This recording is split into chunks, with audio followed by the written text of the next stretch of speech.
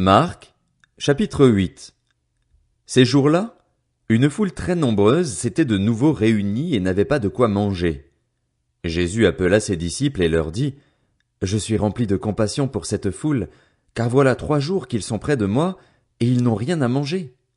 Si je les renvoie chez eux à jeun, les forces leur manqueront en chemin, car quelques-uns d'entre eux sont venus de loin. » Ses disciples lui répondirent, « Comment pourrait-on leur donner assez de pain à manger, ici, dans un endroit désert? » Jésus leur demanda, « Combien avez-vous de pain? » 7, répondirent-ils.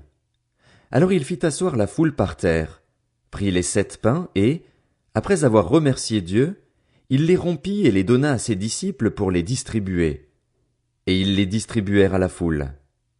Ils avaient encore quelques petits poissons.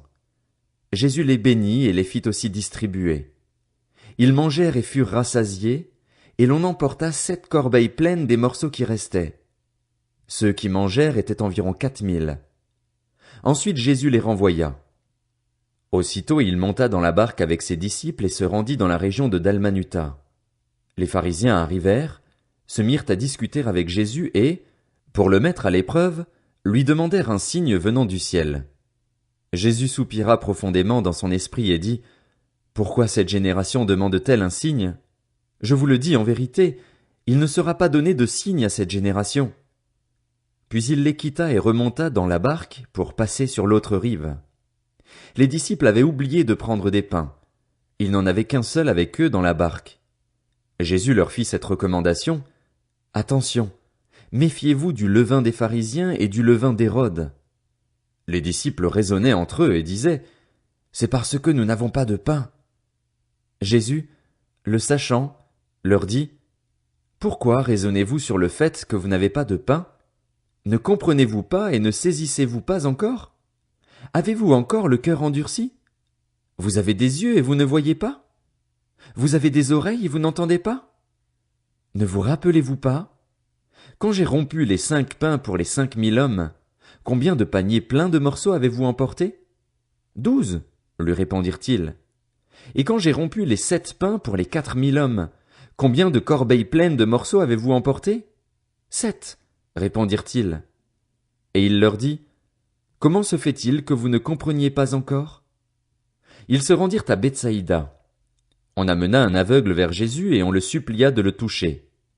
Il prit l'aveugle par la main et le conduisit à l'extérieur du village. Puis il lui mit de la salive sur les yeux, posa les mains sur lui et lui demanda s'il voyait quelque chose. Il regarda et dit, « J'aperçois les gens, je les vois comme des arbres, et ils marchent. » Jésus lui mit de nouveau les mains sur les yeux et, quand l'aveugle regarda fixement, il fut guéri et vit tout distinctement.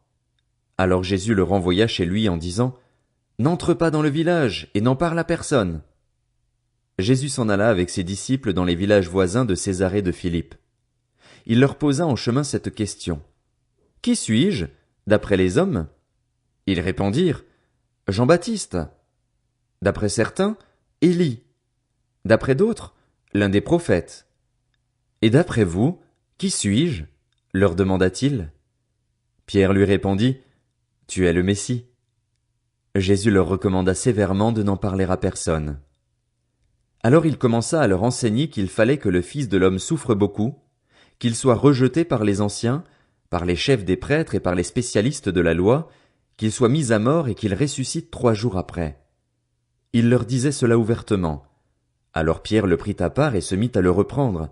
Mais Jésus se retourna, regarda ses disciples et réprimanda Pierre en disant, « Arrière, Satan, car tes pensées ne sont pas les pensées de Dieu, mais celles des hommes. » Puis il appela la foule avec ses disciples et il leur dit, « Si quelqu'un veut être mon disciple, qu'il renonce à lui-même, qu'il se charge de sa croix et qu'il me suive. En effet, celui qui voudra sauver sa vie la perdra, mais celui qui la perdra à cause de moi et de la bonne nouvelle la sauvera. Et que servira-t-il à un homme de gagner le monde entier s'il perd son âme? Que donnera un homme en échange de son âme? En effet, celui qui aura honte de moi et de mes paroles au milieu de cette génération adultère et pécheresse, le Fils de l'homme aura aussi honte de lui quand il viendra dans la gloire de son Père avec les saints anges.